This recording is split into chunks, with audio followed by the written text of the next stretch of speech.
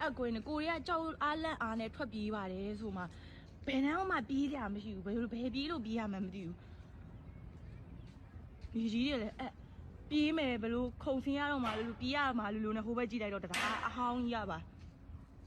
ပြိုကြတရားအစ်စ်ကတော့ဘာမှမဖြစ်တော့ဘူး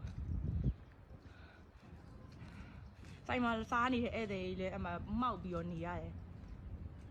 မန်လေးတွေတခြားနေရာတွေတော့ဘယ်လိုလဲမသိဘူးတရားကြီးကတော့ကျိုးသွားတယ်ဆိုင်မှာဟိုဘက်မှာလည်းဖျားတွေလည်းပြုတ်ကြမြေကြီးတွေဘယ်လောက်တောင်အပ်သွားလဲ